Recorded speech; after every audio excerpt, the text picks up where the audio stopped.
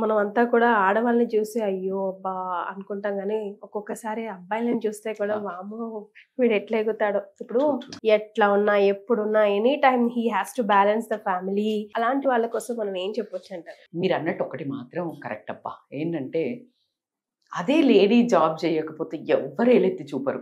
ఏంటి పడి తింటున్నావు, జాబ్ చేస్తలేదని ఎవ్వరు అలా నిందించరు. కానీ అదే మగవాడు జాబ్ లేకుండా 3 నెలలు కనిపించాడంటే ఏం చేయడా ఆయన? పుట్టుకకొస్తది పాపం. అంటే వాడు బలవంతంగా ఆత్మహత్య మాత్రం చేసుకునేదాకా తీసుకెళ్తారు. మాటలతో. అవునండి. మాటలతో. నిజంగా. ఒకవేళ సమాజం మానసికంగా మాత్రం గ్యారంటీ అయిపోతది. హ్మ్.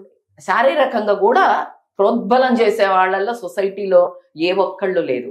దౌర్భాగ్యం ఏంటంటే అది భార్య అయినప్పుడు మాత్రం చాలా బాధపడాల్సిన విషయం. హ్మ్. ఎప్పుడు అంటే until unless is not trying. ఇప్పుడు హ్మ్. ఒకళ్ళు ట్రై చేస్తున్నాడు, హ్మ్. ఏదో ఒక టైం కొంచెం గ్యాప్ తీసుకోవాల్సి వచ్చింది. అట్లా పరే బద్ధకంగా లేజీగా ఉండి తాగుడు తిరుగుడు ఈ జలసాలకు పడే వాళ్ళ గురించి నేను పొగడతలేను. Hmm. నేను అలాంటి వాళ్ళకు బద్ధకిస్తుల గురించి, ఇర్రెస్పాన్సిబుల్ ఫెలోస్ గురించి I'm not talking here. Yes. But who is really working Putting his hard. efforts on. Sudden గా ఏదో ఒక వాక్యూమ్ క్రియేట్ అయింది. Hmm. Please keep some space. Hmm. Society కానీ ఇంట్లో వాళ్ళు కానీ మాటలతో చంపేయద్దు. Hmm. ఎందుకంటే ఆల్రెడీ వాళ్ళకొక ఆభరణమే అది.